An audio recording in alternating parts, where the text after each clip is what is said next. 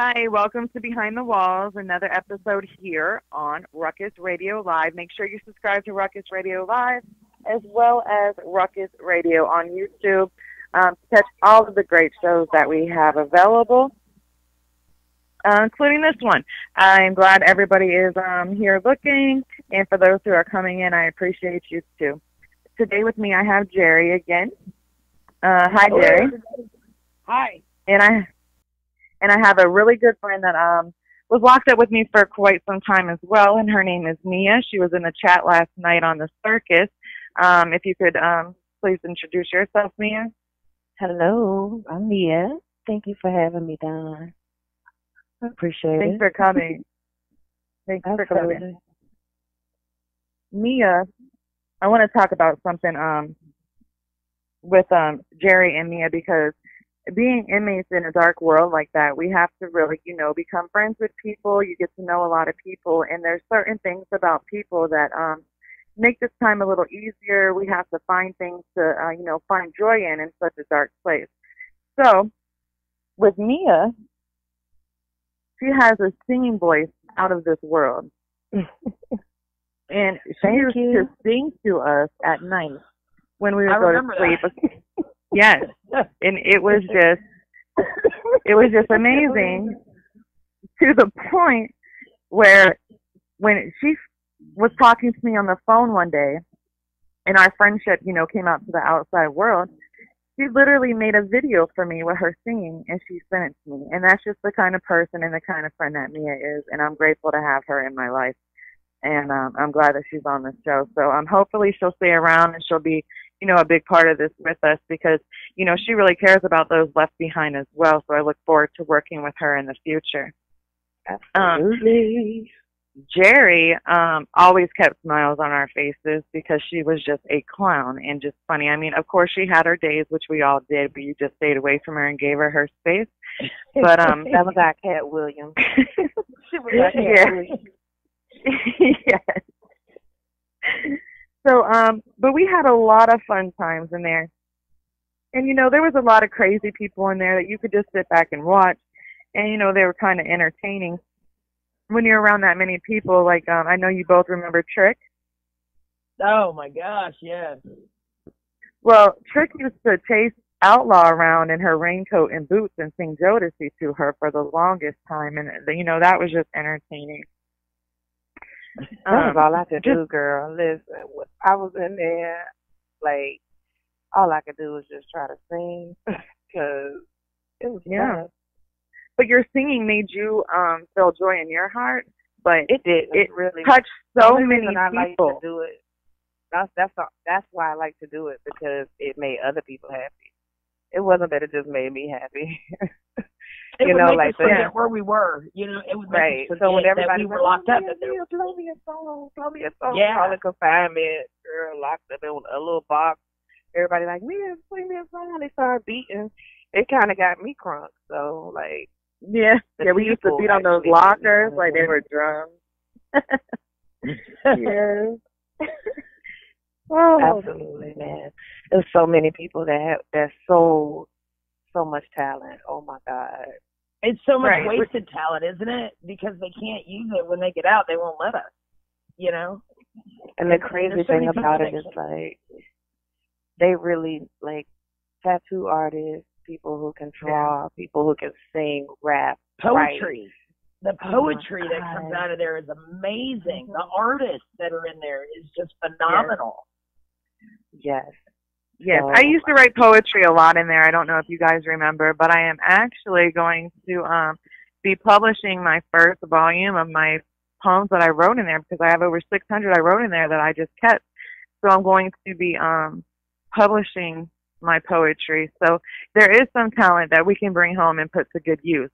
Wow, Dawn, that's awesome, man. I didn't know that. That's awesome. I'm so proud of you. Yeah, I remember everybody used to be like, Dawn, can you write me a poem for this situation so I can send it home? Can you write me a poem for this situation? And I could just, there's so many that I let go, too, that I would just write and hand it over to them, that I should have made a copy of. But, it was our way of being a family in there and helping each other get through those times. So I'm writing a book about my life, girl. So Good. Oh yeah, you need hopefully, to. yes, and hopefully for them and on the inside, it'll be another thing that's entertaining. Because I remember reading The Coldest Winter Ever. You Oh my know, God, yes. Donald Goines, certain books, man, like they would take you away for a little while. Take you away. And that was an amazing thing. So anyway. Yeah, I read so many books. I stayed in that library. I'd read 3 books in a day, like with no problem. You know, so I mean, you do get, you know, self-educated at the least in there. You know, I'm laughing at myself. I don't read, and yet I got into Danielle Steele. You know, I mean, it's just stuff that you don't even know. I think I read a couple of her books. I read a few of hers. Yeah, because they were just there, but they you ended don't have up a being big very selection. good. It's a lot of things that they need, and it's sad because what they can't afford is typically donated or could be donated, and so it sucks. Because just like you, Dawn, I have a cleaning business, and I remember one time doing this house for an attorney, and I literally left there with like 6 boxes of books, and these were educational, all kinds of books, like, and I had nothing to do with them. Like nobody wanted them. Like you couldn't just take them anywhere, and all of these are things that could be good resources, and you know, just things that they could use that we can't even send them. You know. You know, they won't allow that you bring that up. Yeah, because I was actually speaking to Rich earlier, and I have a friend on here that I met on the platform. I love her to death. Her name's Jamaria, and she makes soap. And, you know, she's been really big on my show and a big supporter, and she actually wants to donate some of her soap to the inmates. And she makes them by hand. And, you know, I was talking to you, Mia, and we both know from, you know, working in the chaplain where the donations go through, that they barely ever make it to an inmate. These people use them for themselves. They take them home. They don't give a damn about these inmates, the chaplains even, anything. So it's like before I allow anybody to donate anything, I have to be assured that they're going to make it to the inmate. Yeah, but how can you be assured of that, honestly? Hold on, what, Jerry? How can you be assured of that? I don't know. I mean, even if the warden or the governor says they're going to do it, it doesn't mean that it's going to make it in there. So how do you reassure that you're going to get them in there? Okay, well, what I was thinking, if you guys remember when we were in there and Kairos used to bring around the donations for Christmas. Yeah. That was like the only donations that we ever got. So what I was going to do is reach out to the Kairos family and find out what prisons they do and how they get so much access to the inmates, like especially at Hernando, and try to either give it to them to get it in there or use the same access route. Well, here's the thing, Dawn. Publicity is always going to be, because you know, girl, I'm all about making a scene, being loud, being heard. And so, honestly, if we stick together or band together, we get enough people to view, enough people to support, enough people to talk and listen. I promise you. If they say they're going to do it, they're going to do it because they're out there. You know, right now, I really. You know, I think what you're doing is an amazing thing, because what's insignificant to some, you know, is not insignificant to everybody, because even our lawyers, doctors, nurses, people of the highest esteem have children in prison, spouses in prison, brothers, sisters. So this is not something that affects 1 or 2 people. And it's not something that affects, you know, it affects the families. It affects a lot. So if we can, you know, or me can try to help you to grow this and, you know, get the amount of people watching. People do what they're supposed to do when people are watching, you know? Right. Which is the ultimate goal in everything here. And with the basic necessities, what's really being denied, and which we all on the phone now have been denied, women's periods in prison. A lot of the women actually make tampons out of pads, and that's, you know, a big concern for me. I really want to be able to get them tampons in Right. the prison because it's not their fault that they're a woman. And no, we shouldn't be denied that just because we messed up out here. We shouldn't be denied something that is a basic human need. You know what I mean? right. Well, the Arizona Department of Corrections announced a new policy on Wednesday that will provide 36 free pads or tampons, the prisoner's choice, every month. The department had previously insisted that 12 pads were enough for a month, and we being women know that it's not right. We've been through it. But formerly incarcerated women and allies there had a social media campaign, and they called it Let It Flow. They shamed the Department of Corrections into action, and they created a House bill called House Bill 2222, which will provide access to unlimited feminine hygiene products for women who are incarcerated in the Arizona State Prison. Okay, if Arizona can do it, we can do it. Absolutely. And I feel like, you know, this is something that if it's passed at one spot, it should be able to be passed everywhere because obviously it's an issue. And you know what, Don? It's an even bigger issue than what you could even imagine because not only is there an issue with tampons, but also pads. I remember times when the officers would get angry with me, and you know I know I'm on the radio, so forgive me for being transparent and blunt, but I'm just who I am. Right. But I remember like literally having to wad up tissue, you know, in order to stay fresh because if an officer has an attitude and they don't want to give you what you need, then you're either going to sit in that nasty pad or you're going to, you know, try to be sanitary. And so, like, I remember times in confinement, I remember times when I had pissed certain officers off where I was literally for my entire cycle, outside of, you know, when they did give me a pad here and there, I remember wadding up tissue, putting it, you know, in my panties. Yeah. And it's uncomfortable because, number one, I think we've all done it. It's not only uncomfortable, it's extremely unsanitary. Absolutely. Right. It is. It is. But, you know, like, when we talk about stuff like this, I guess we really need to keep it real and give people the real nitty gritty because, like, it's disgusting. Like, you don't even feel like a human being when you are looking at pads or tampons, or you know that there's a closet somewhere or storage full of all of these necessities, and you're wadding up tissue, sticking it in your panties. I remember certain officers telling me, "You got your allotted number for the month." Right. And I would be like, "Yeah, but I'm only on day 3. I've got 4 more days to go." And Right. they would be don't like, care. "Too bad. Go buy one from somebody. Go buy some from Canteen."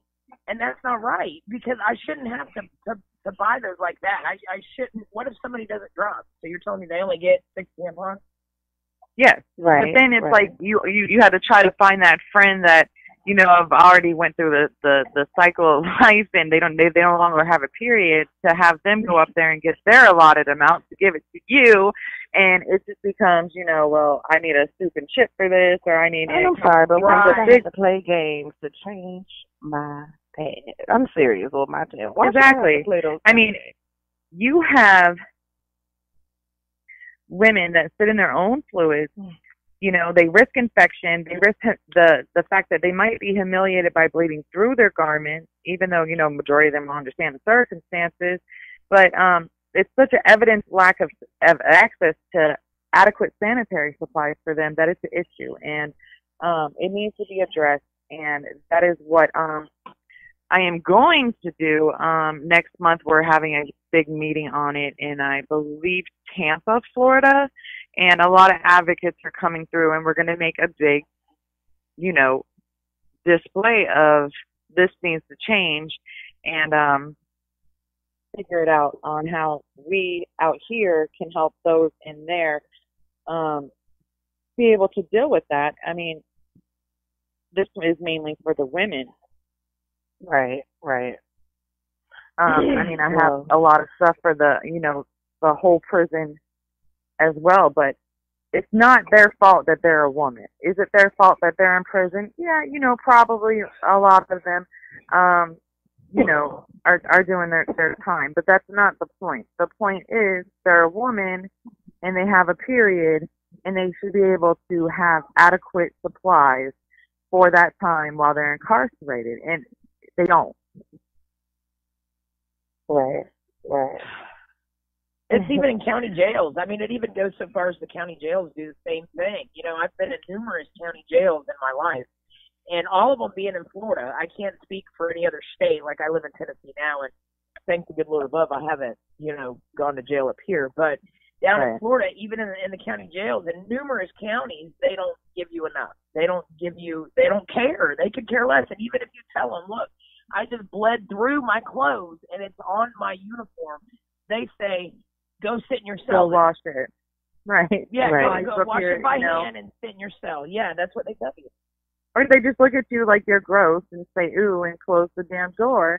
Because it's not their problem. Give you a biohazard bag. Yeah, they give you a biohazard bag in front of God and everybody so that you have to be extremely humiliated when it's not your fault, Right. Well, you just like me, and I just so daggone buck. Girl, I will walk to the inspector's office. I would do whatever, but at the same time, I played a psychological game, in prison, so that I could try to, have an excuse to tell, like I would declare a psychological emergency, like, hey, this is my site, and I remember you doing that. Office. Now, Inspector, she was cool. Inspector, she was cool with me. Some people click for different reasons, but we clicked. But there are a lot of people that she did not like, and so random people did not have an advocate to go to discuss anything with. You could go to the chaplain or whatever, but I've written letters to Tallahassee, and I've been pulled out and sent to the captain's office in the middle of the night and asked if I have ever looked down the barrel of a 12-gauge shotgun for me having a voice. And, I was scared, but, I wasn't going to let him know I was scared, But at the same, and I was young, I was 16 when I went to prison, so I was very young. But so I was a little more rowdy, and I think that gave me a flair because I didn't really have anything to lose. I didn't have any children at home waiting on me. I was able to just be kind of buck. And but other people have children, they have lives. Like they're not in a mental place where they can accept someone threatening their lives for just simply asking for their rights. And I mean, but I would go. And then you get to the point where rather than arguing and yelling and cussing and acting a fool, you just boot up and do what you got to do. You get you a couple rolls of tissue and you just roll it up and you try to make it comfortable, child, by ripping but up I mean, that's a whole nother, because everything is limited. The toilet paper, the underwear, like you really have to hustle for this shit in there. And I mean, Mia, Jerry, we were in there for so long that it became secondhand nature. Like I would just wait for an officer that I fought with to get into the bubble, and I'd be like, "Hey, give me some of them pads over there and the tampons and stuff, and get extra than my allotted amount." But if you're an inmate and that officer don't like you, you ain't asking her for nothing because she's gonna look at you like you're crazy.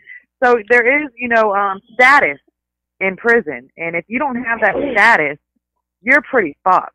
Yeah, you are, and status or money, I can relate to a lot of things, guys, but because of my age, I did have a lot of support, so I had money.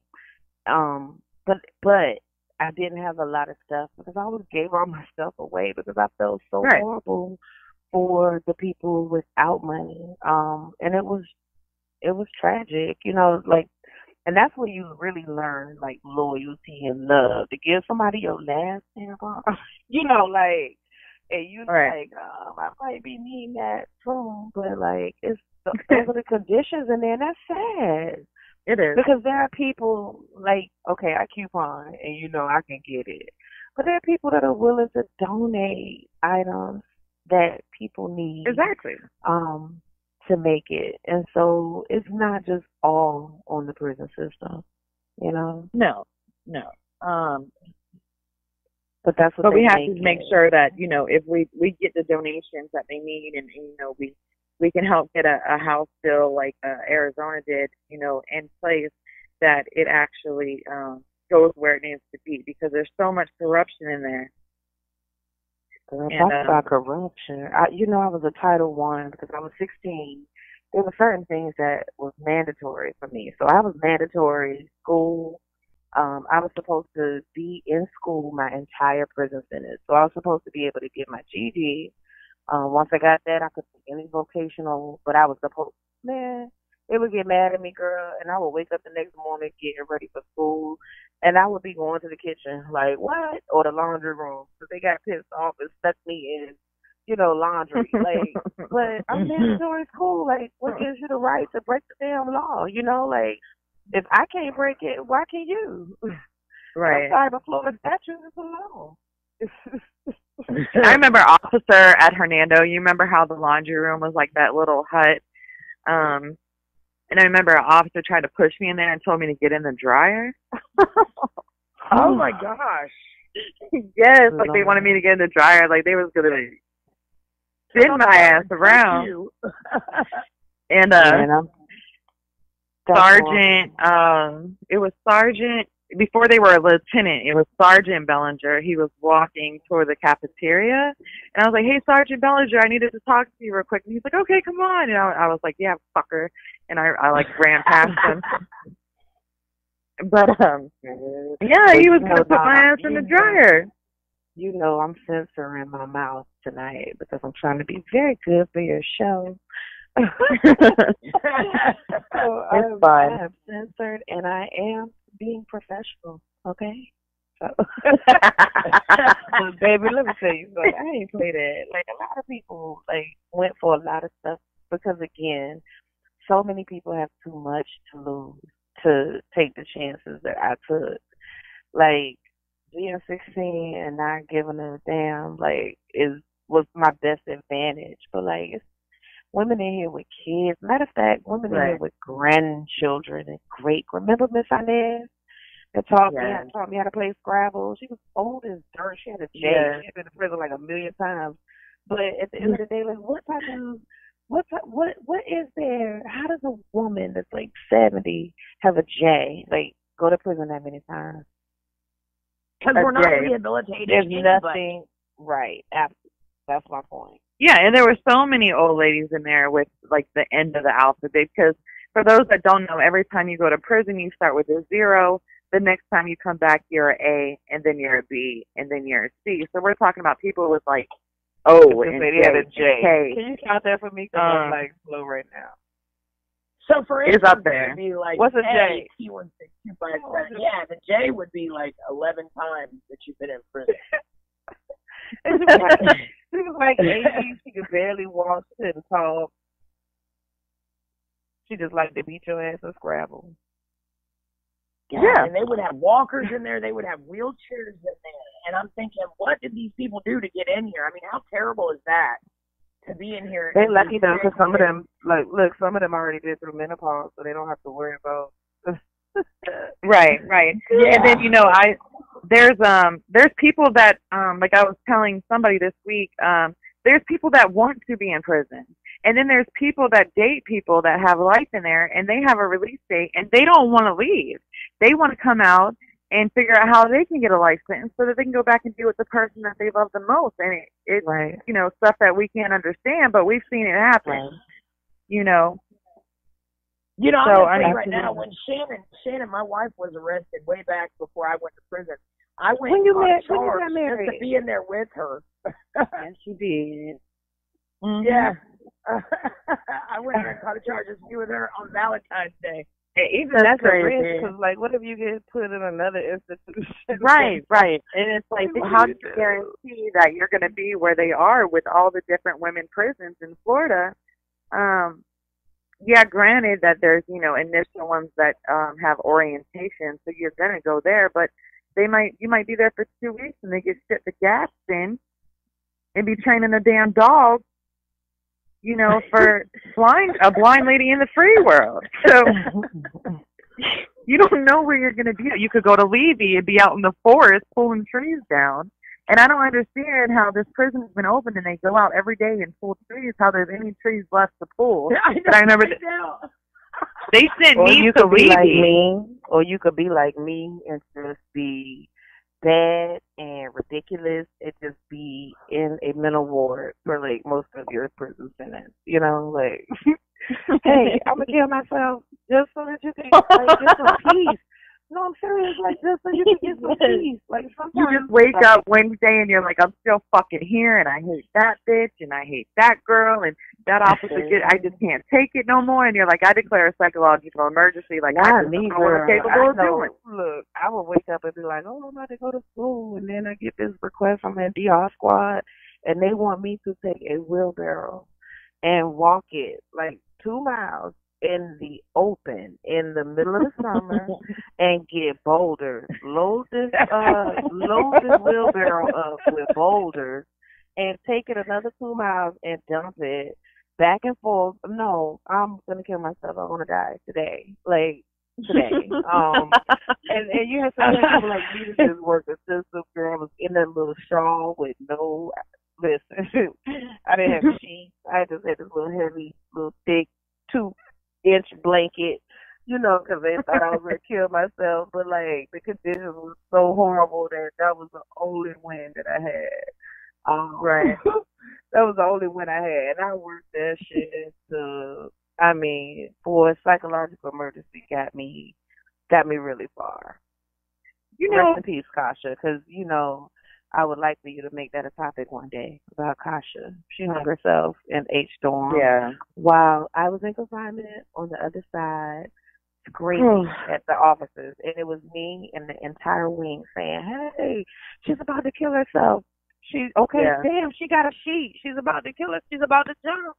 And then Kasha jumped and she hangs. And we're screaming, God damn it, she's hanging. And they ran down, opened the doors, and she was already dead.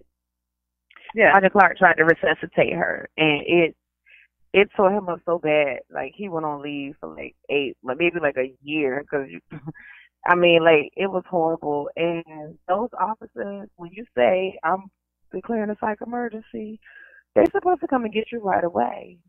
This girl had enough time to kill herself and actually hang.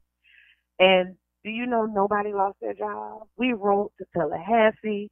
We told our people on the outside to like call in and do whatever. And okay, the captain, he lost his stripe. He was a lieutenant. The lieutenant became a sergeant. The sergeant became a CO. The CO just stayed at his level. What punishment is that for this girl's life? Right. Anyway, let's get back to the real shit, because I'm sorry, y'all know. But why, if y'all were yelling, why didn't they come? I mean, why would they talk about it after the fact? And then, you know why. Right? So look. I know exactly why, but it just makes me angry. Right, but here's the thing, right? I don't get a second chance. When I went to prison, I was 16. Yes, my crime was armed robbery, attempted kidnapping, but you don't know my circumstance. And you sentenced me to 4 years in a penitentiary for my first offense, right? But then you got these officers that clearly broke the law, because Florida state statute says that if someone declares a psychological emergency, you're supposed to immediately handcuff them and take them to a psychiatrist to be placed on suicide watch. So we're yelling this for 20 minutes, right? So obviously they're breaking the law longer, and they don't lose their jobs. They don't get time. They don't get anything. And we're the inmates? Come on. Yeah, that stuff happens all the time, not just on that. But right, but commit crimes all the time. You know what? That's what Do you remember? There was a new officer that came in. I don't know if either. I think you were in the dorm. I think you were in the back on the top bunk. I think it was you two. He was so fine. I don't know Officer who? Rawls. I'm married, but maybe Officer Rawls, girl. He was about 6'5". Holy Lord. That 5 got her. Oh shit!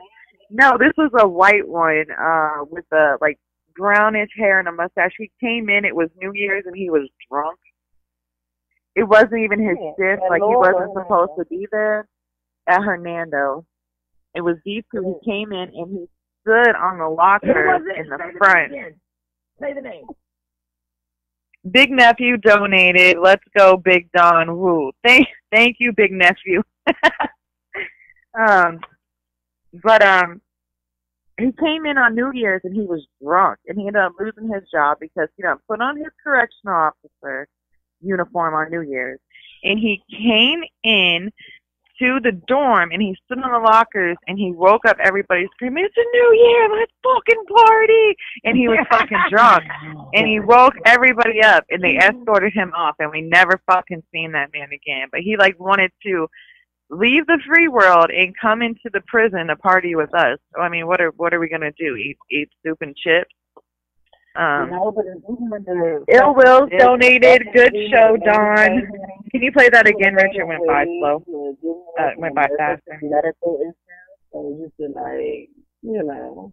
So maybe he thought he was just gonna get lucky. I don't know. Yeah, he was drunk. I mean, you see officers in there. But how do you get through the gates like that? Like, don't you have to go through metal detectors, and then you walk inside? Yeah. Like, how do you get through? How did you even get the word? No DUI. Hold on one second. Ill Will said, "Good show, Don. You are bringing information that we on the outside don't think about. Salute." Thank you so much, Ill Wills. And that's what I'm trying to do is, you know, get people to notice everything that goes on inside these gates. It's rough. It's really hard. And it's hard because, you know what, y'all love the people listening. I love y'all. Thank y'all for listening.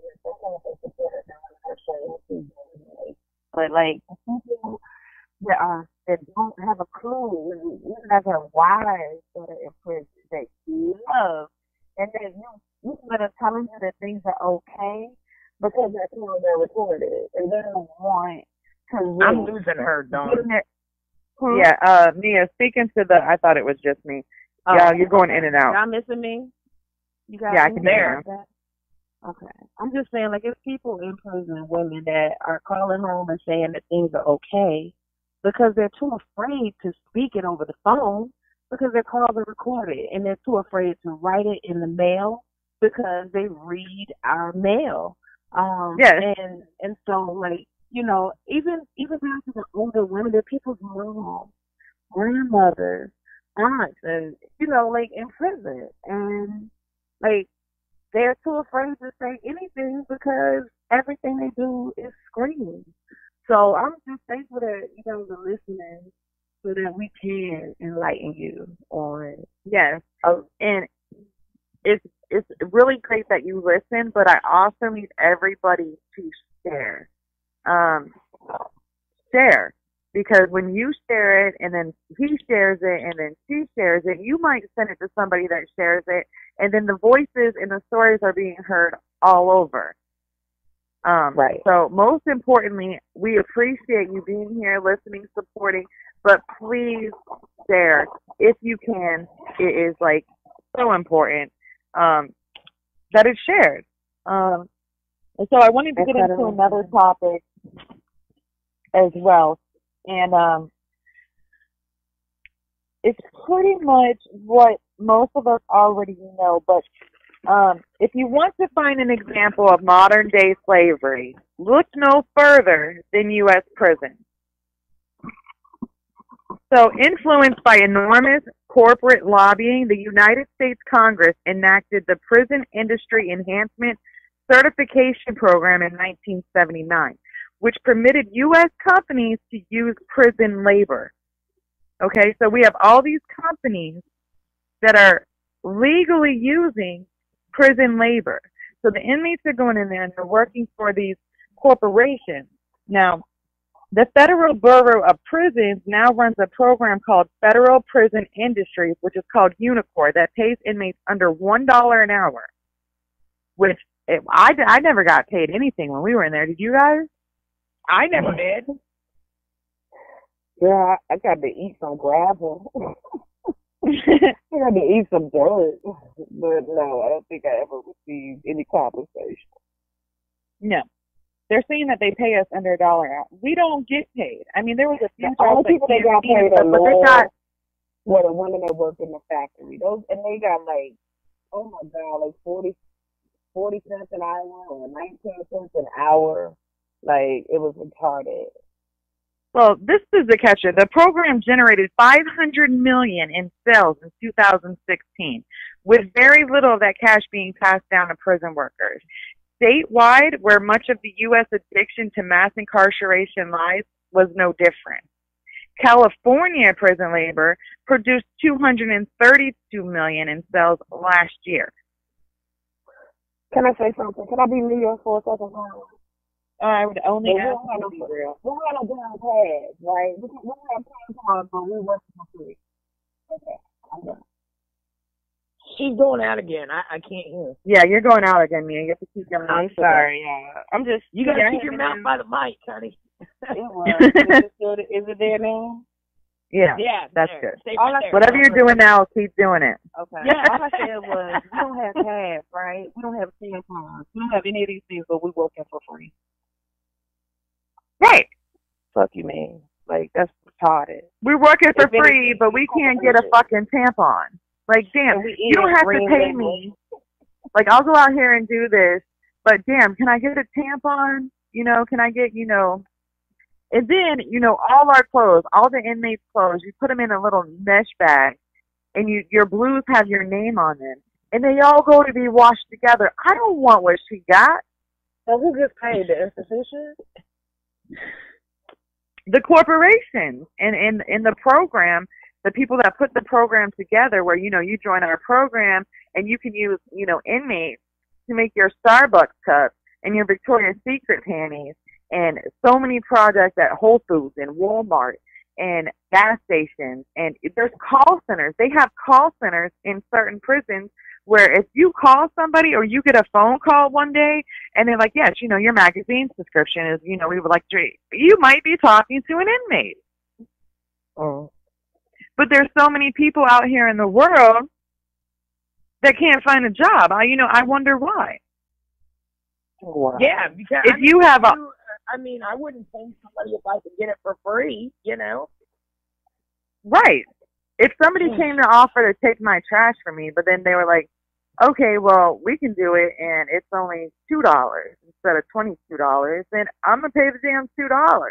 And they make it so appealing to people, you know, that they use this program, and there is so many corporations that use this program, but the inmates, and that's why so many people that don't score out the prison points are still being sent to prison because they're getting paid off of using them as slaves.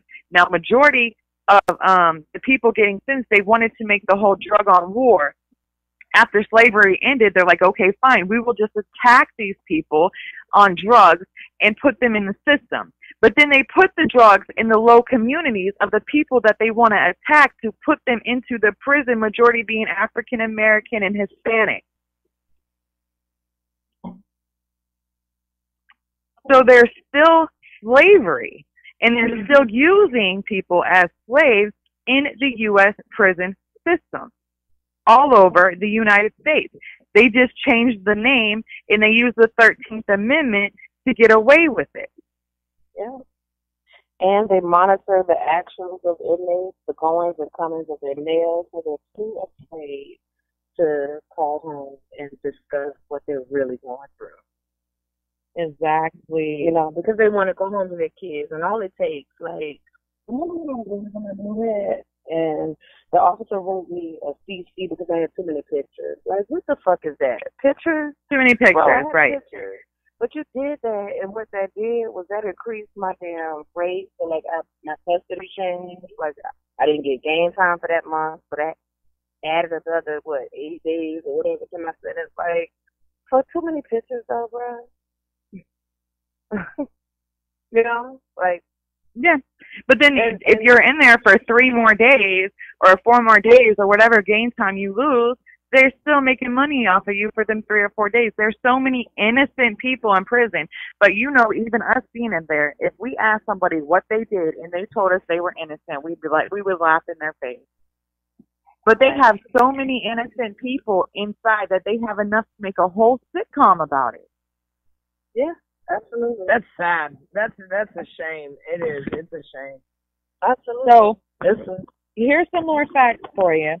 Because African Americans are incarcerated at a rate 5 times higher than that of whites. In states like Virginia and Oklahoma, 1 of every 14 or 15 American men are put into prison. They are still using slavery. They're just changing the name of it. And they're using our amendment to get away with it.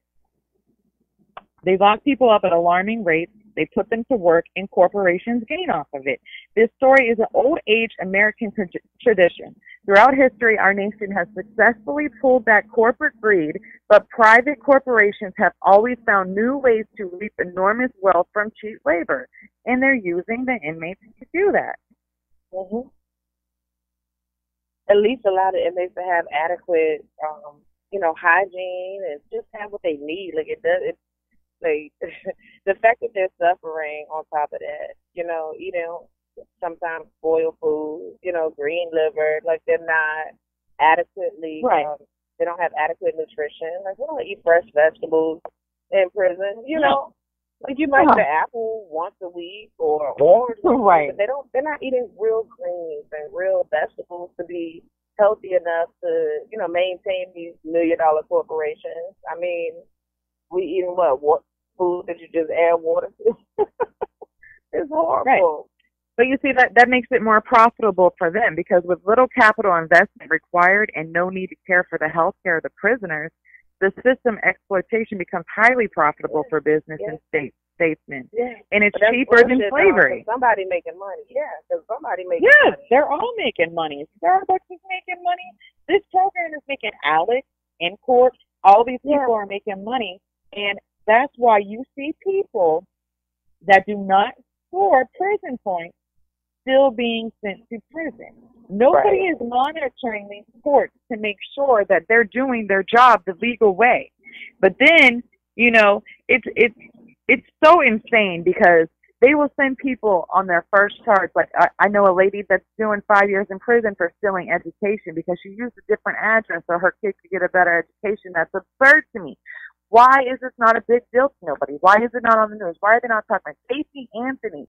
You had everything to lock this lady up, yet she gets to walk free? I'm sorry, but the system is fucked up, and they're not doing their job. They're not doing what they're supposed to do. They're doing what they want to do because all they care about is their pockets. They don't care about your life. They don't care about your freedom. They do not care. They want you. Bad. They know. It's so bad. They know if they lock you up. Right. Right. So listen, and they know if they lock you up. About the adults and the moms and grandmas, think about your daughter, your 16-year-old, your 15 or 13-year-old that is in prison with, seasoned criminals. You know what I mean? Like, but if you don't have the money to fight it, if you don't have a family and people to support you and money to fight it to get one of those good lawyers, you're going to be railroaded in for time much more than you deserve. I was going to get 15 years for driving on a suspended license. Right. My mom coughed up $25,000 to make it to where I didn't, and they were like, oh, well, wait a minute. And all this lawyer did was walk in and say, Your Honor, she's gonna leave state tomorrow. So, and he was like, oh, okay, bye. Go ahead and release her. After my public defender said the same thing, but he wasn't fighting hard, and the judge was like, no, 25 years. She's already been to prison once. We're gonna give her 15 years for this. So, I mean, if you have a public defender, they are quick to ask you. One of the first questions they're going to ask you is, do you need a public defender? Once you need that public defender and you say yes to that, you're halfway where they need you to be. Because those public defenders are in the game too. They already know. Well, they don't get paid to do it. They get paid by quantity. They get paid a salary, so they can care less if you go to prison or not. What is that? And it's not even that, but like the ultimate decision is the judge or the jury. So it doesn't matter what representation you have. You can have Oh, it does. top. Not in all cases. I mean, think about it. You got remember kid 13. Like she was like 12 or 13. She was a baby. I mean, come on. Even they call her. They did a news story on her, saying I think the youngest U.S. killer, right? And they made her out to be this big monster, but she should have never went to prison. I mean, but look. Did she have a paid attorney? But that's what I'm saying. It shouldn't even matter when it comes to fucking kids. Like 13? My fucking stepdaughter is 20 and my baby stepdaughter is 10. So I cannot imagine her at 13. I don't care what she did going to prison. I mean, a mental institution maybe for some psychological help or, you know, some type of program for teens, but a prison? Come on. I watched it get mad in the shower because her girlfriend was looking at somebody and cut her across the face, like with a razor. Like, and then the next day on the yard, a lady was mad and she put a lock in a sock and beat a lady in with it. And a 13-year-old, she witnessed that. I mean, like, No, but again, they're not in this to rehabilitate us. They're in this for the numbers that they have in prison. You know, they make money hand over fist. And I'm just trying to express to the viewers how serious they are about not giving a fuck about people, age, gender. They are recruiting babies.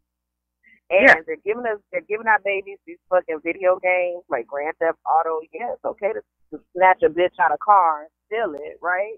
Because that's what I did. And I was young. I didn't know any better. But it was carjacking. And I got 4 years in prison. I didn't know any fucking better. You know, like, we playing games and doing shit that's adult shit, and you don't even understand reality from, you know, at a child, man. Come on. That lets you know just how serious they are about keeping us, like, about making anybody captive, you know?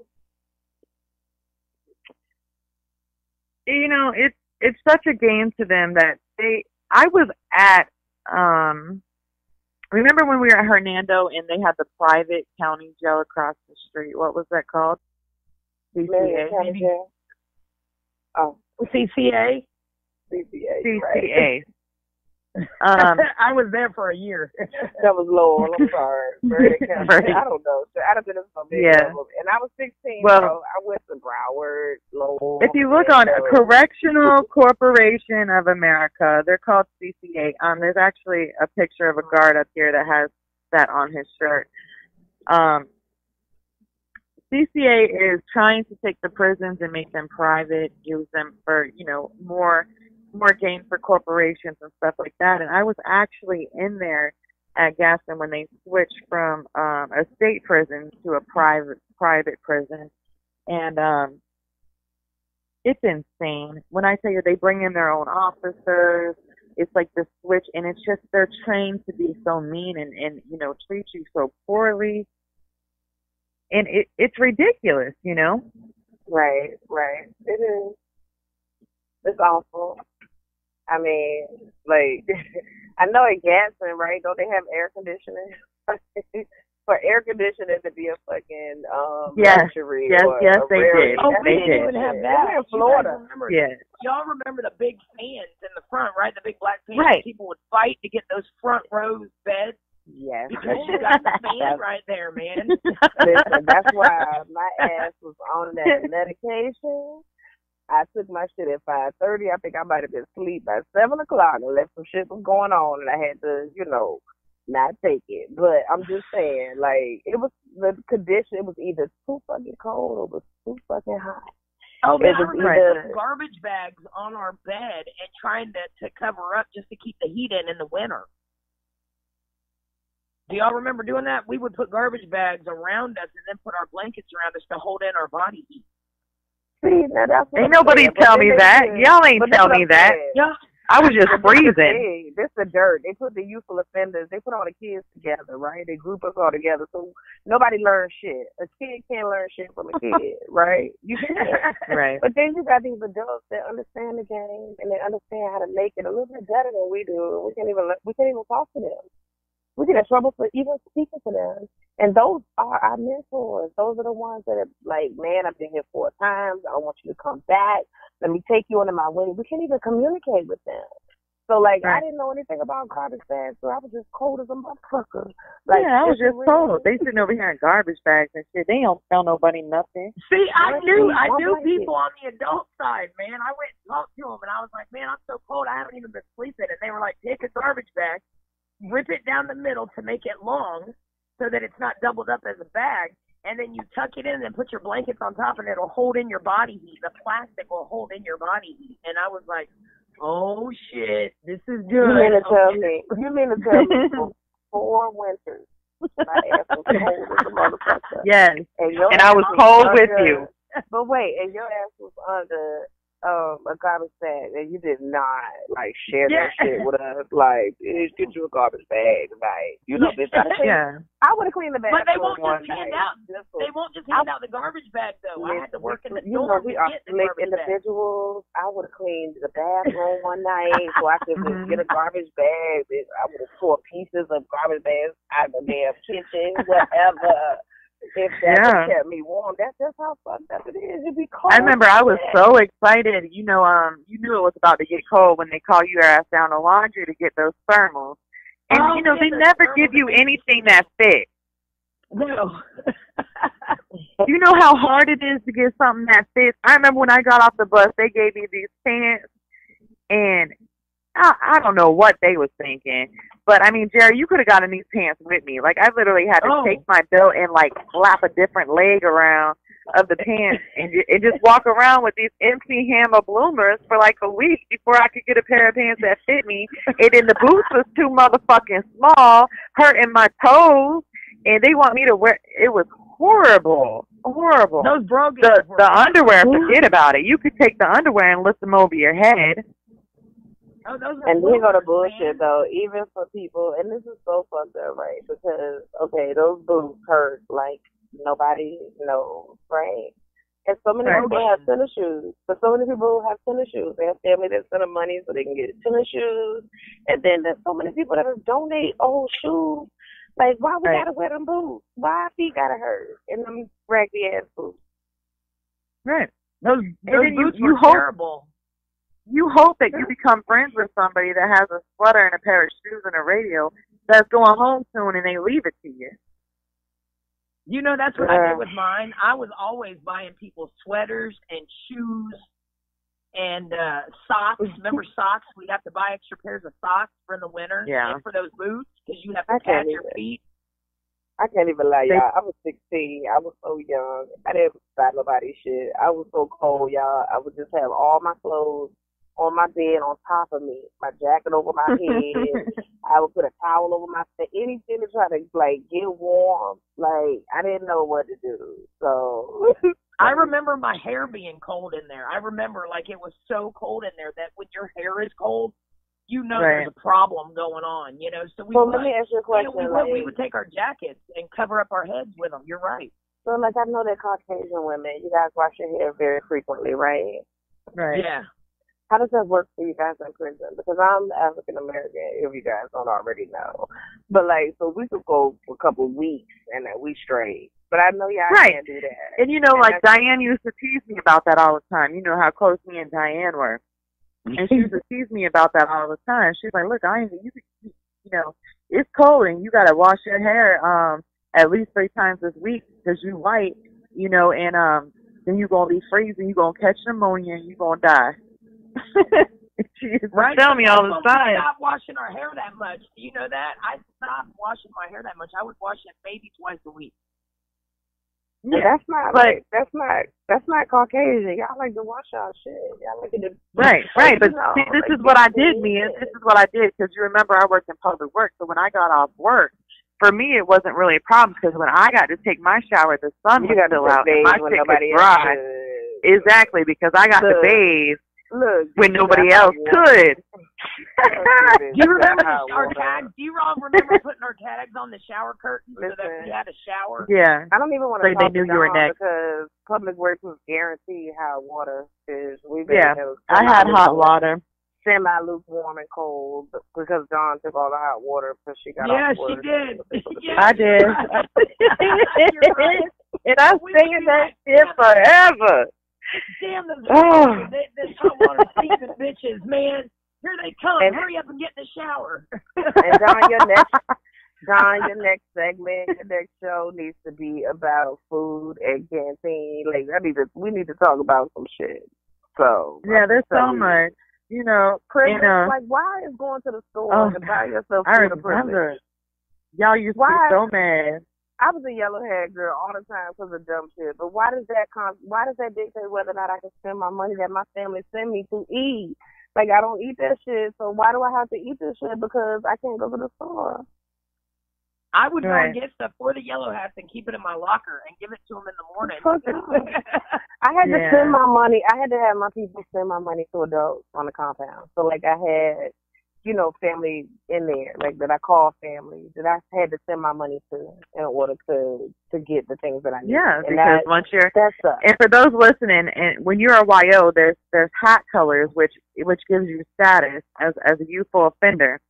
And when you come in, you're an orange hat, which means you have to learn how to march. You have to, because they make you march like a platoon, like you're in the army. You do have flag ceremony. You march everywhere you go. You call out cadences and everything. And you have colored hats. Yeah. Right. You can't go to canteen. Let me just interject, guys. Orange hats cannot go to the store and buy the shit they need. I'm ready for the next one now. So you borrow somebody's red hat and run out there. and then, bitch, you immediately go from an orange hat to a yellow hat. Yellow hat. And you definitely can't go to the store then. I know all about it. Yeah, yellow hats are, if you get in trouble, you get a yellow hat, you have no rights. As though you really had any privileges anyway, but the little privileges you do, you have none. Why can't you spend my money though? I mean, yeah. Because in the blue hat, they say it's a privilege. That's why. Red hat is just regular. You have your privileges, but then a blue hat, which I was a blue hat. You're a squad leader. You lead the squad. You can work outside the gates on public work. People would be standing in line for canteen. And I didn't have none of that. And I just want to sum all this shit up. I say fuck that. It's different types of people in prison. You got people with money, people without money, people that need help, and you got people with money that can't spend their fucking money. Okay. And I was a giver, so I gave away food. Like, I looked out for my friends. But I couldn't even go to the store and spend my own fucking money that my people sent me to make sure I could eat. I could not spend my money. Yep. And that is not a privilege. That should be a fucking right. Even if you're in jail and you're in confinement in the hole, bitch, you can order whatever the fuck you want to order on Sunday or whatever day they let you order your shit. I agree completely. I'm not a I'm not a habitual jailer. Like, this was my first time ever going to jail, prison, or anything, and I was 16. And the nutrition sucked. My family sent me money, and I could not spend my money. And it's not like there was good stuff on the canteen, like good nutrition. It was still like Circle K food. Like, it was the warm-up sandwiches, those nasty rib things that wasn't even real beef, that shit was like Ruth Chris. You was tearing that shit up, though. Like I know. We would wait for days that we dropped. Yeah, listen, and I would live on cookies to not have to eat green liver and that tuna, whatever the fuck that tuna was, and that ham salad shit. I mean, I would live on potato chips and fucking Vienna sausages my whole life. To not have to eat that bullshit that they try to give people. That shit will kill you.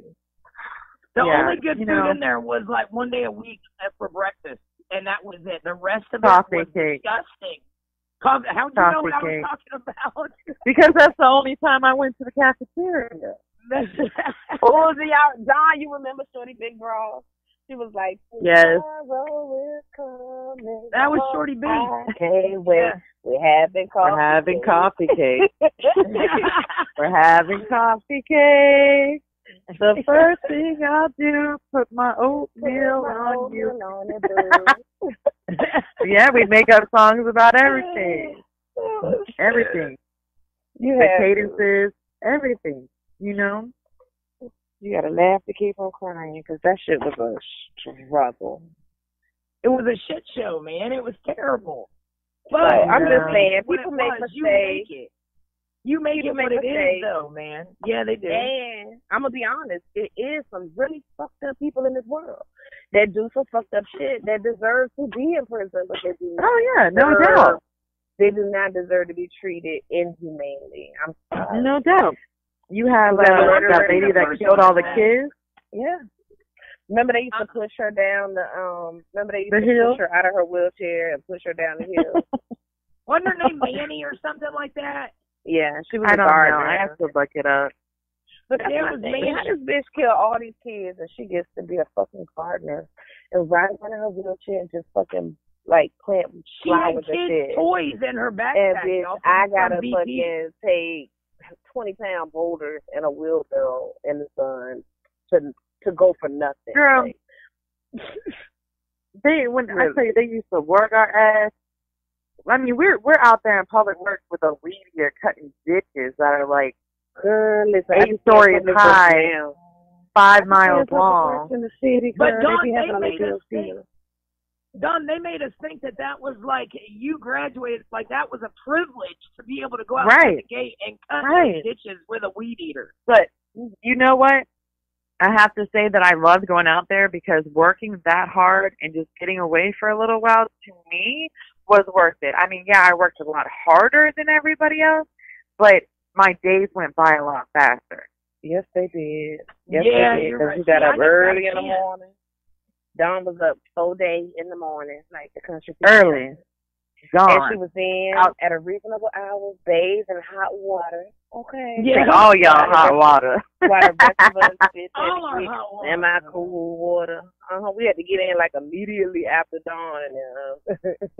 Yeah, we had to put our clips on there. We had to put our name tags on the damn shower just to get in. And we No. had to cut off our night break time I to be able to get I in. remember like some people be like, Don, take my tag and put it on there when you get Yeah. in so I'll be next. Yeah. But at the end of the day, y'all, the fact is that there's no comparison. Whether you got money, whether you don't have money, whether you black or white, whether you are a fucked up individual or whether You're you're in there a together, sweetheart. man. You in there together, and guess what? I didn't even know some of the like child molesters and people. Like I heard about people in our dorm that had done horrible stuff, but to me they were good people and they helped me get through my time. So it doesn't matter what your origin is, why you're there. We all deserve to be treated like fucking human beings, you know? Yeah. And some of the realest people I met there. Me too. And you know what? I never thought I would stay in touch with them. And I have. And it's just so amazing. And I feel so blessed to be able to follow their lives with them, you know, and their stories and learn from them as much as them learn from me and me be able to help them, you know? Because one day, y'all, like, when I'm on the radio, guess what, y'all? Sergeant Money, bitch. No. Oh. Yeah, bitch, you said we wasn't going to be nothing. We wasn't going to. We needed bitches like you to be real and stand in the paint with us and tell us we were going to be something, that we could be something, bitch. Meanwhile, you were belittling us and putting us down. And I just want to say to all of y'all, like, now we out here forming alliances that could potentially help people in the future, regardless of what their situations are. And so that's commendable on any level, you know. Right. That's awesome to do something with our time, even though they told us we would never do anything with it. You know, we've all got families and our own houses and our own vehicles and our own jobs. You know, we don't understand that shit, man. And the ones of us that don't, we on Social Security, getting government money, living in government housing, all that shit. I mean, like, y'all would rather put us in situations like that than to have women out here that can enhance. Yeah, I mean, you know, they used to tell us all the time, like, everybody that would, you know, EOS, end of sentence, go home, once you're leaving, they'll be like, you know, see you next time, because you know you ain't gonna do nothing out there. You're gonna be right back, and they belittle you all the way till you leave them fucking gates. They try to belittle you. And Lieutenant Ashley, when I was leaving, that's exactly what he said to me. He said, "I'll see you next time, Dobbins." And I just looked at him, and my mom was like, "Just stop, come on, get in the car," because I was like, "Oh, man, I'm fixing to lose." Oh, my mom was like, "Get in the car." Oh. But you have a lot of jealous inmates in there that don't want to see you go home, and they will try to take your game time once they find out that you were about to go home. And I remember there was this chick named Ashley. She never said nothing to me before or something. You know what? I don't even remember what she said to me, but I was outside playing volleyball, because you all know I stayed on the volleyball court. Oh my God, that's all you did, Jesus. Yeah, or tennis, that little pickleball thing. Oh, but Foursquare. But yeah, go ahead. I had came in and I was going to the shower, and she had said something smart to me. Now, mind you, I was going home the next morning. So I guess she felt like I wouldn't do nothing to her because I was about to go home. But she had said something slick to me, and before I knew it, I was poking the girl in the forehead and mashing her head up against the brick wall. Telling her, "Bitch, don't you ever come at me like that. I don't care if I'm going home in 10 minutes. I'll bust your motherfucking ass."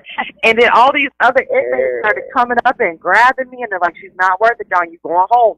You going home. You've been here long enough." I'm like, I don't know who the fuck she thinks. Who the fuck is that? Like, oh my God, like I was about to split this bitch shit like the night before I went home, because they will test you and push your buttons just to keep you in prison. It's like you have so many bitter women in there, just like bitter people out here that don't want to see you doing something good or anything good happening to you. And they really, really test you. So, you know, like the people that I do know that, you know, are incarcerated, I tell them, don't let nobody take the game time, because you're going to have people in there that want you to take your game time. They want you in there with them. Yeah. Yeah, and it's crazy. They think it's a game. They think it's funny because they got to stay, so what's it matter? They don't want you going home. They don't, but so they think it's a game. I don't like it, but at the same time, like in their defense, look at their living conditions. They got 10, 15, 20, 30 years for some bullshit, you know, like grand theft or some shit. Like they got all these years for some bullshit, and they get to watch you go home for doing worse shit than they did. You know, I think she came home, you know, two years after me and was going home a few months after me. Like, I don't even know. I don't even know why she thought she could say something to me. I don't even think that we ever spoke before ever in there. You just hit her on the wrong day, Dawn. You just crossed her path on the wrong day. She was just like, damn, this bitch going home, and I'm about to be stuck in this bitch. Oh, you know, she was sitting on her locker. You know how the locker is up against the wall in between the bunk beds? She was sitting, and she was sitting on her locker, and when I walked by with my shower slides on, and my little shower bag, and my shower cap, and my towel around my shoulders, I was walking by her ass, and she had said something slick when I walked by, and I remember I just dropped my shower bag in the middle of the hallway, the little bed thing, the little aisle there, and I went and I started poking her with my finger in the middle of her forehead, like really fucking hard, to where her head was hitting the back of the wall behind her. I was like, bitch, don't you ever motherfucking say shit to me. I don't give a fuck if I was going home in 10 minutes, I'll beat your ass. Don't you ever come at me. And she just looked there. She just looked like so shocked. She didn't get up. And everybody just pulled me away from her. I was like, you know, and I just went and took my shower. But I remember when my shower, I was still cussing. Like in the shower, I was like, oh, this bitch got some nerve, man. I don't know who to fight. I remember washing and just cussing. Like the whole motherfucking shower, and then I walked out, and I had like 3 of my friends like walk me out the damn shower to my bed to make sure I ain't bust this bitch, because they know me. I'll be like, yeah, I'm good. I ain't gonna do nothing. And the next thing you know, I'm getting cuffed up. But because I really don't. I thought you were a good girl. Like, you were quiet. You ain't fuck with nobody. No, she has temper. No, yeah. I already know. Ebony was her phone call, and Ebony would have to like literally like just lay on top of Dawn, like, bitch, you're not going nowhere. Just sit right here. I was quiet when I first got there because I'm not friendly. It's not that I was good. It's just I wasn't friendly. Like my main focus when I first came in there, I wasn't trying to make friends, and but it happens. And when you're in there, and you meet people that are on the same level as you that are so. And mine was the opposite. I was too friendly. I was like, hey y'all, like I was 16. Yeah. I ain't know no better. Yeah. Girl, I was picked in my locker and stole all my food the first week I was there, and they ate the shit in my face. Yeah. See, and I was so nice that I bought a whole bunch of Newports, a whole bunch of cartons of Newports, and Puff. Y'all remember Puff? Puff went and stole all my cigarettes, man. You said Puff? Puff. Puff. Puff. I was about to say Puff. That's my baby. Okay, Puff. So that's what they did to me. They kicked my locker in. Listen, I was the only bitch in H-Storm with coconut fucking cookies. I was walking around eating cookies, and they had never been to canteen one day and was eating my shit. And the officer wouldn't do shit. When all the officer had to do was just look at their account and see that they haven't had any money, but they eating my shit. And they didn't give a damn. I was walking up and down the hallway eating all my little coconut cookies. See, and Puff was smoking Newports, and everybody was like, you don't have money to buy Newports. Those are Jerry's Newports. So Kilo and everybody was outside waiting because Puff had said she was going to do something. What did you do? Did you do anything? Yeah, I had to go out in the yard and fight her, and she finally brought them back to me after I won. Yeah, she brought me back 2 cartons, and there was 5 of them. Giving them to you. Had you have asked, Gary would have given you the cigarettes. She would have given you a couple packs had you have asked. But she only brought back 2 cartons. Okay, let me ask you guys if you remember this. Do you remember when I went to Locke for having weed? Yeah. Yeah. And okay. So wanted to find out I stayed high every day. I was working. Oh my God, I used to stay. Me and Diane were high every day. That's why we laughed so much. But Diane, that smile Diane always had when she walked by, that dumb smile. Yeah, that's okay. So we had it was me, Sharika, and Candace. We had went to Locke for weed because we was out there in the field smoking a joint, and the orange hats, the new orange hats came, and they went and told on our ass, right? Oh. Lieutenant Moffitt. This is when Lieutenant Moffitt had first started working there, so he felt like he had a motherfucking point to prove. So I guess he was trying to be extra rough. They took us straight to the drug test room, right? Well, I'm on public works. I drink water all motherfucking day, all day. So I piss clean, right? So they mad as hell because I'm high. As they're giving me the piss test, I'm laughing at this big ass ogre man yelling in my face, and I'm high as shit. So the shit funny to me. I'm laughing at him, and he's getting really, really mad. So they throw me in Locke, and Sharika, they had 3 cells conveniently. That little holding cell. They had three cells available, and there was 3 of us. So that's right. So the next day, now mind you, we in there. I'm like, look, they done locked us in a cell with a toilet and a water fountain. So what y'all 2 need to do is drink water and pee. Drink water and pee. Drink water and pee. They just want to lay down and go to sleep. I'm up all night drinking water and peeing, Now the next day, how they had that little water spout outside the little vent, and people would stand on the water spout and open the vent and yell to the people in Locke. Yeah. Everybody was coming to talk to me. Irish, you okay? We love you, baby. You gonna be all right. We out here. We got you. Every 10 minutes, somebody was opening this vent and yelling. Nobody came to say nothing to either one of them. Why they get mad at me? Because they ain't got no friends. That's just how they are. They get mad at me to everybody coming and see how Irish doing. Everybody want to know how Don doing. Bitch, how you gonna get mad at me because you ain't got no friends? And Ms. Brown had walked in while we was arguing, and she's there to give us our piss test because, we had passed the first one. So we all pee in a cup. You got 2 yellow cups and 1 clear cup. Put Who passed up his test? The blue hat. I'm guessing you. I'm guessing the public works girl did. The blue hat, the good girl. Right. Didn't get in trouble. Now, I done told they ass to stay up all night and drink that water so that in the morning when they come, you go and piss water. But I don't know what the hell I'm talking about. I'm crazy. So they ass is going to lock to confinement, and I'm getting released to go to the cafeteria, but they mad at me. How you going to be mad at me because you're stupid and you can't follow directions? I'm mad at you now because, bitch, I ain't got no weed in prison. I mean, you know. Oh, yeah. I might have hit a little joint when I went to Broward, but I was in Broward for like 2 months. You know what? Most of the time that we probably sat down and laughed and sang songs, I was probably high. And you never said, come hit this. Because I ain't tell nobody nothing. Yeah.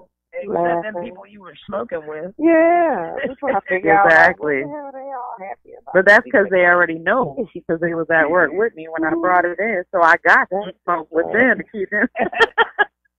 That's okay, because I was high. It wasn't no weed, but, you know. Semiquan, Paxil, Depakote. Oh, yeah. Everybody their psychotropic medicines. Yeah. That's a whole other topic, girl. How they got people walking around and they're like zombies, like the dead. Like people that really should be healthy and up walking free, they got them on so many drugs that they are literally in there and they're dead. Yeah, we had so much. Oh my Jesus! That's why they just need to legalize weed in Florida, and then let the inmates earn the right to smoke a drug. I mean, you know. I remember when Lanice had went to Locke, which was Diane's girlfriend. So Diane came up to me and she was like, I'm going to Locke, so whoever you want me to fight, just point him out. Little Diane. little Diane, my little firecracker. The one so I'm like, okay. I never heard say anything. Listen, for the record, guys, the Diane that I knew was extremely quiet. She didn't talk to nobody. Dawn was probably like the only friend that anybody thought she had because she didn't fuck with nobody. So that was for her to be like a dog. Ass, like she was like the last person that you would suspect to be. Man, and she would drop too, boy. She would come back from that canteen line with her whole shirt filled with all kinds of cookies and cakes, and she'd be the first one to throw in if we were having a little party in there where everybody throws in something. Illuminati Cool donated Nye. Just say Nye. Y'all just say Nye. Nye. Okay, yeah. Nye. Okay. Nye Illuminati. Nye Illuminati. Thank you. That's awesome. That's awesome. Yeah, but Diane was about that life. Like that was my ride to die. I mean, where you seen her, you seen me. Where you seen me, her. And we were always laughing, but we were always high, too. So I remember one time her and Lanice had gotten into a fight, and she had slapped Lanice across the face. So Lanice called herself... Yes, Lanice called herself... Okay. Yeah. They called her Set It Off. Oh, yeah. I remember. Yeah. I remember. Well, she called herself going to run the track to let off steam because I guess she was just really angry. So we sitting over on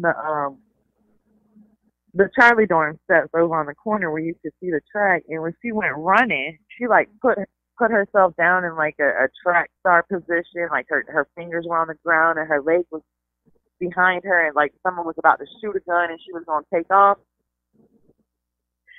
So she took off, but it was in such slow motion because we were so high that we must have sat on them steps and laughed about her running that track for an hour. Because I know I would have laughed.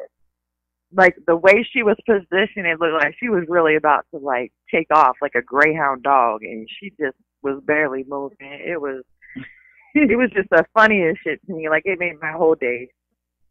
So, Dawn, like, did we finish talking about the corporation stuff? Because we just started talking about everything else. Yeah. Okay. Pretty much, I mean, it is what it is. They're making money off of everybody, you know, and these corporations are not only making money by using inmates to do their products that they sell, but then they're selling them as well, and making, a full profit pretty much. If you're getting a product made for free and then you sell it for $20, it's all profit.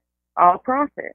And I just believe that any right corporation, I mean, when you're making billions of dollars and millions and millions of dollars, I mean, what's 2, 3, 4, 5% of your, profit going back into that system to make sure that these people are warm at night and that they, are have eating tampons. decent meals. I mean, yeah, we in prison, so yeah, we'll deserve maybe steak and lobster and filet mignon. But dang, can we get some greens? Can we get some a peach?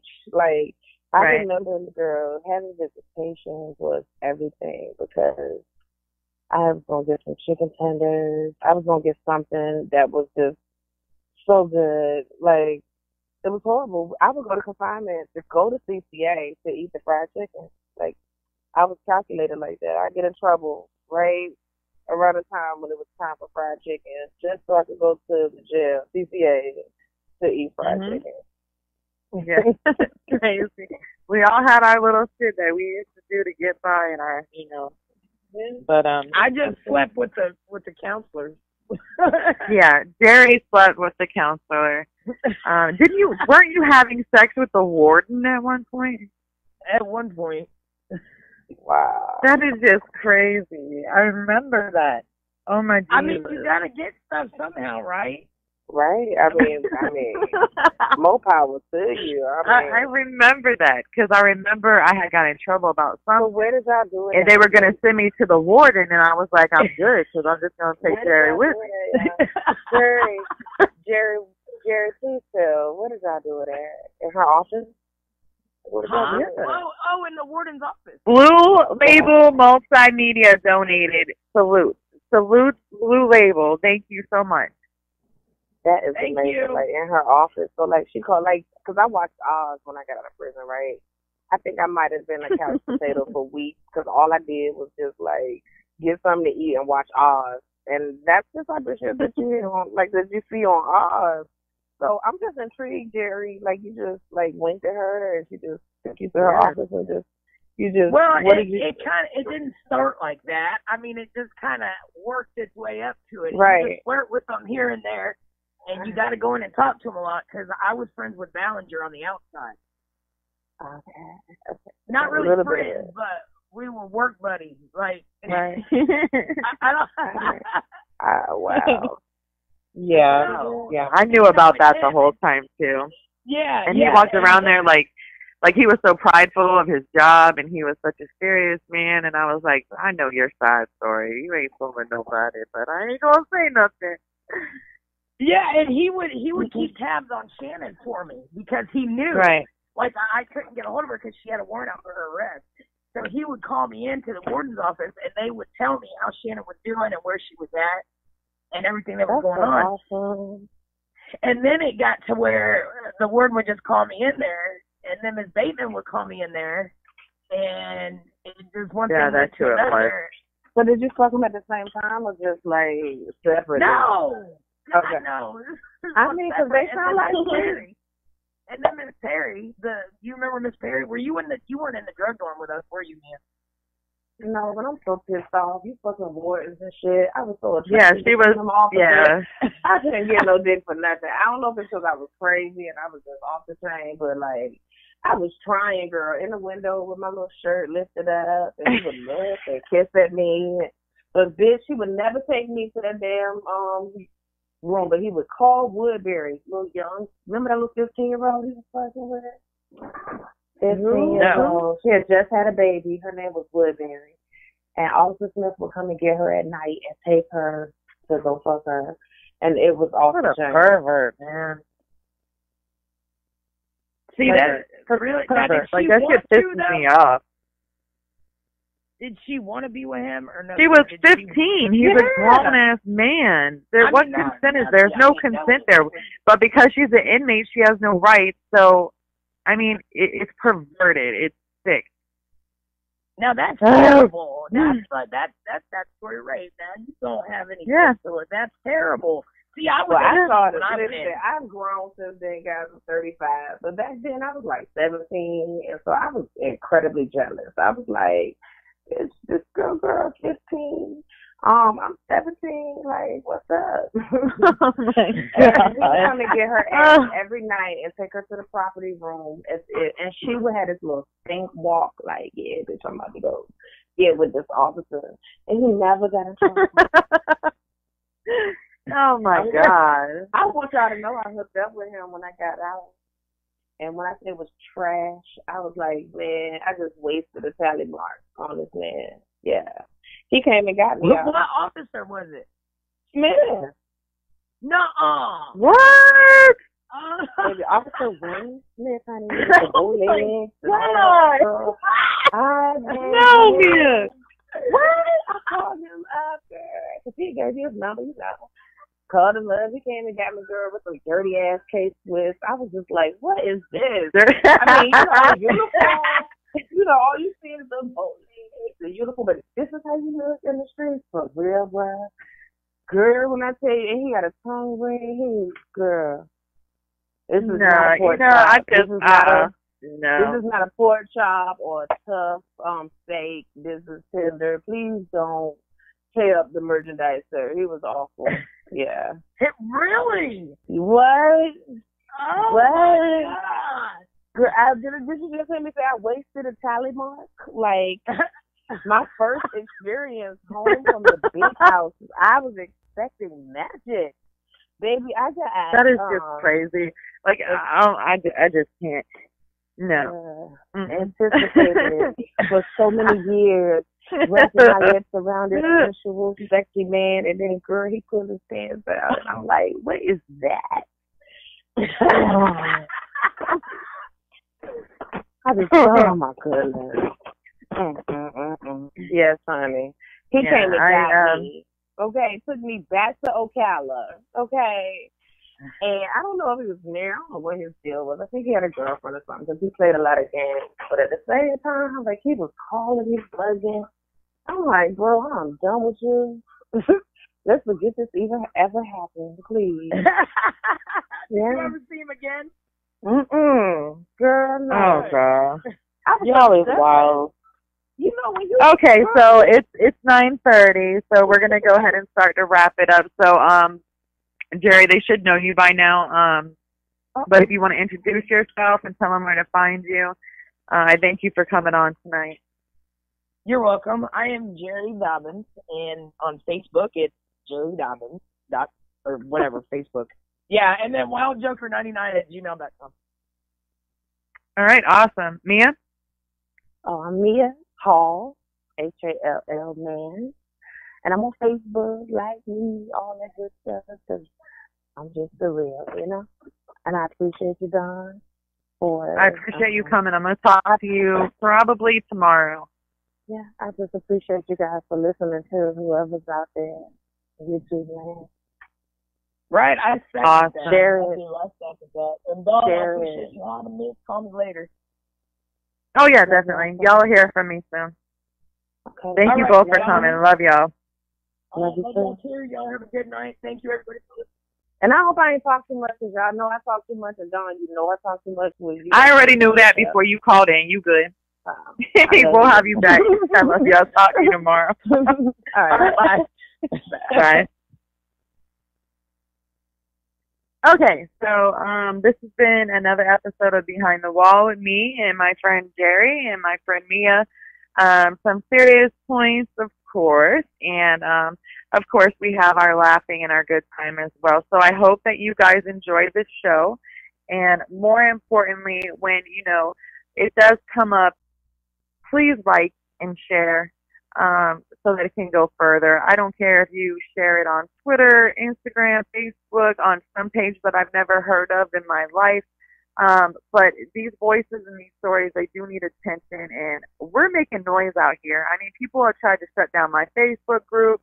People, they don't want me sharing the show. So somebody's pocket's getting hurt, and I want to make sure that it just keeps happening, because I'm not planning to be quiet, and neither are my friends. And I'm making way more and more friends that are ready to shout through this, and we're doing a lot of things behind the scenes. Tallahassee visitation, they're trying to cut the inmates' visitations in half. We're not going to sit back and allow that to happen. We're trying to get them adequate hygiene products that they need. The medical care is a disgrace. We're trying to work on all that for the inmates that are in there, but we also need to look at the court system and where it all begins, and in the county jails, and how all of this happens in the first place, because it's all connected.